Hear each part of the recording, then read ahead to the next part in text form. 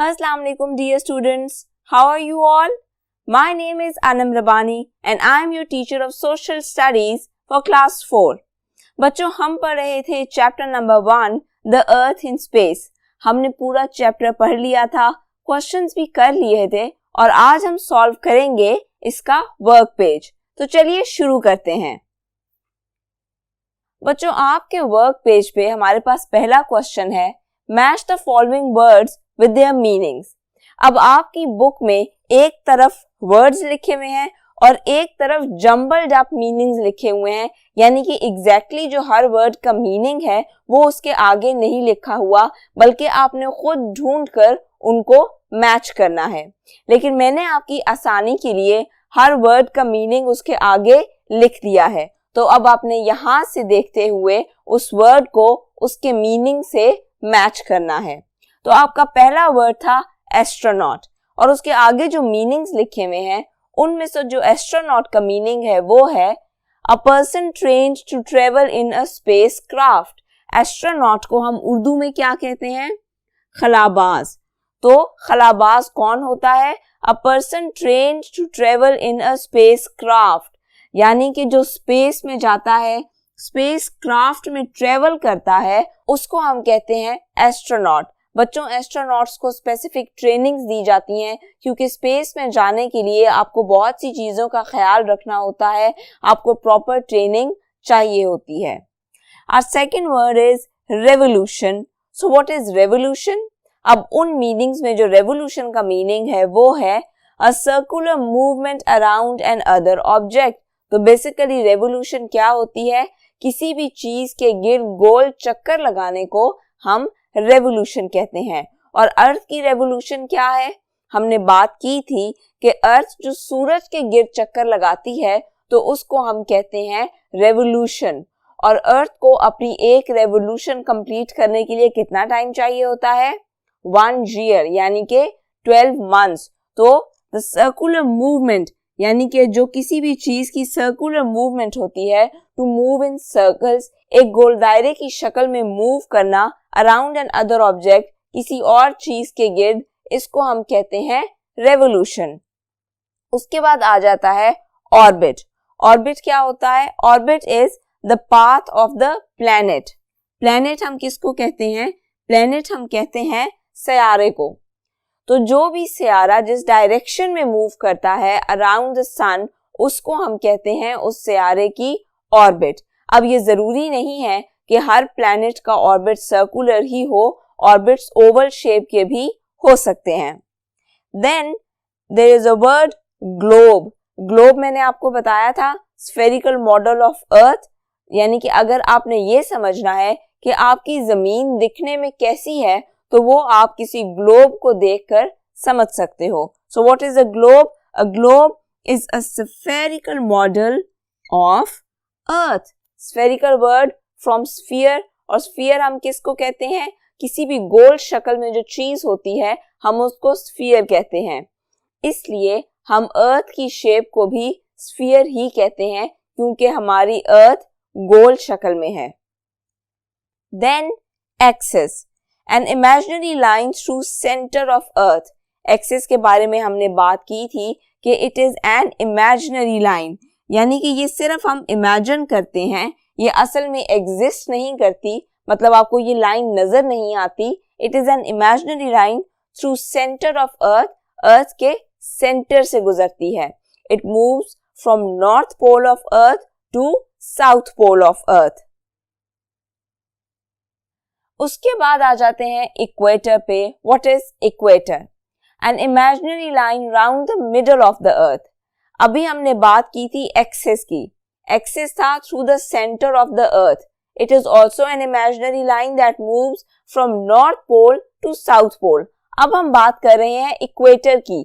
Also an imaginary line, लेकिन it passes through the middle of the earth. It passes from west to the east. And then the last word that is hemisphere. Hemisphere word का मतलब भी आपकी book में given था. Hemi means half and sphere means circle. तो hemisphere मतलब half circle. So what is half of the अर्थ? यानी कि हेमिस्फीयर।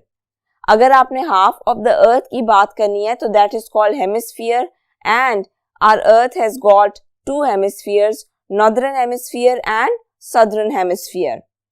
अब हम बात कर लेते हैं आपके नेक्स्ट क्वेश्चन की, that is write these words in the correct spaces on the diagram. आपकी बुक में कुछ वर्ड्स गिवन हैं और आपको ये डायग्राम गिवन है और आपने उन वर्ड्स को इन ब्लैंक्स में फिल करना है। आपने बताना है कि कौन से वर्ड की कौन सी जगह है। तो चलिए इसको फिल करना शुरू करते हैं। जो ये वाली फिल इन द ब्लैंक है, यहाँ पे आएगा नॉर्थ पोल,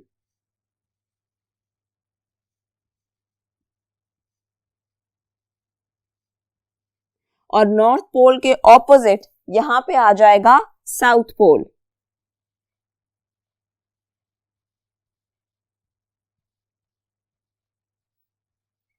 ठीक है, उसके बाद यहां पे आएगा axis. Axis it what? A line that passes through the centre of the earth from north pole to south pole, और जिसके गिर्द अर्थ रोटेट करती रहती है।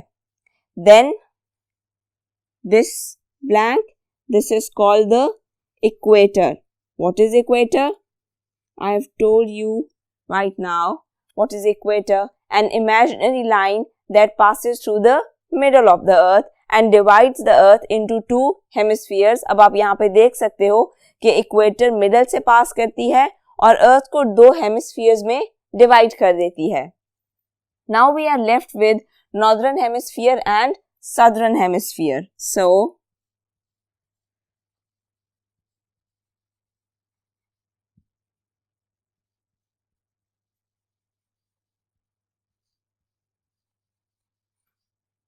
and this is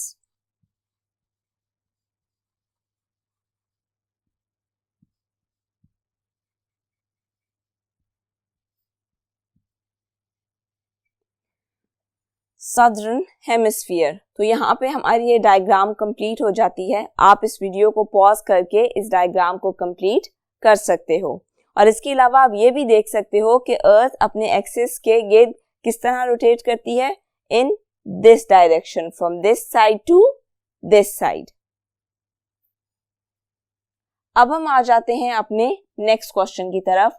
Look at the map on page 7 and complete sentences using intermediate directions. सबसे पहली बात तो ये कि intermediate directions क्या होती हैं।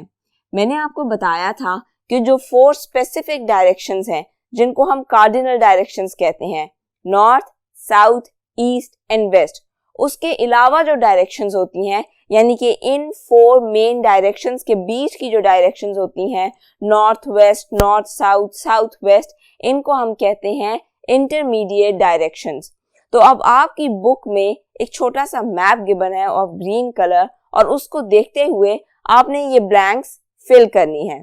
तो वो आपसे पूछ रहा है कि the police station is to the dash of the school, यानी कि पुलिस स्टेशन स्कूल से किस डायरेक्शन में है। तो अगर आप उस मैप को गौर से देखो और कार्डिनल डायरेक्शंस को भी देखो जो कि गिवन है आपकी बुक में, the police station is to the west of the school, यानी कि पुलिस स्टेशन स्कूल की वेस्ट डायरेक्शन में है। Then the school is to the south of the house. अब उसने आपसे पूछा है कि स्कूल हाउस की किस डायरेक्शन में है, so the school is to the south of the house. आपने उस मैप को अपने सामने रखना है और कार्डिनल डायरेक्शंस को, यानी कि नॉर्थ, साउथ, ईस्ट और वेस्ट को भी अपने जहन में रखना है। उसको जहन में रखते हुए अगर आप देखोगे तो the school is to the south of the house, यानी कि हाउस के साउथ साइड पे स्कूल है। Then third, the hospital is in the dash of the town. वो आपसे पूछ रहा है कि टाउन की किस साइड पर हॉस्पिटल है। तो इसका जवाब है नॉर्थ वेस्ट। अब north west is an intermediate direction, मतलब मैंने सिर्फ नॉर्थ नहीं लिखा, मैंने सिर्फ वेस्ट नहीं लिखा, मैंने एक इंटरमीडिएट डायरेक्शन लिखी है, मैंने एक कॉम्बिनेशन ऑफ डायरेक्शंस लिखा है, दैट इज नॉर्थ वेस्ट। तो third fill in the blank में क्या आएगा? Right, north west. Then fourth one is the farm is in the dash of the town. उसने आपसे पूछा है कि फार्म टाउन की किस तरफ है? So the farm is in the south east of the town. Again आपने कार्डिनल डायरेक्शंस को अपने जहन में रखना है, मैप को बार बार देखना है, and that is an intermediate direction, south east, ना कंप्लीटली साउथ ना completely east, it is south east. So the farm is in the south east of the town. Now let's move towards our last question of your work page, that is list the 7 continents and the 5 oceans।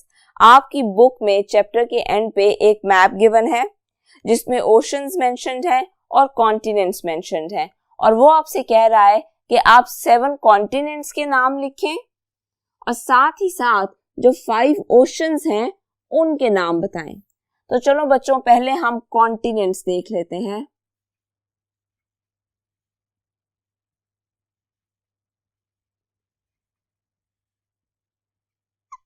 तो पहला continent आ जाता है हमारे पास Asia,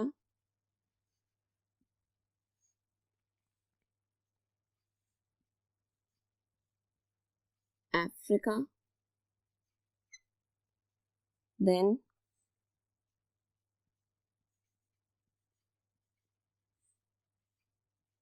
Europe,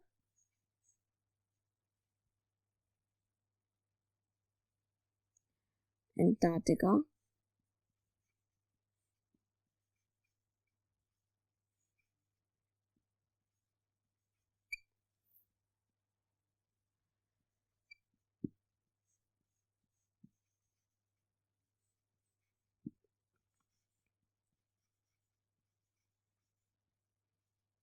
north America,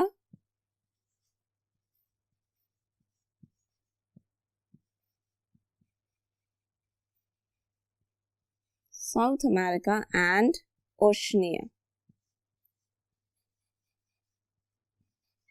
तो बच्चों ये हैं हमारे 7 कॉन्टिनेंट्स। आप वीडियो पॉज करके ये 7 कॉन्टिनेंट्स नोट डाउन कर सकते हो। आपने कर लिए note down. So now let's talk about the 5 oceans.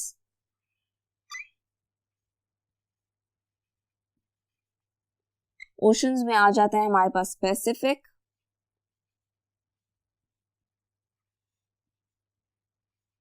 Arctic,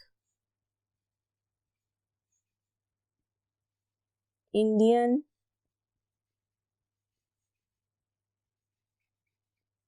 southern,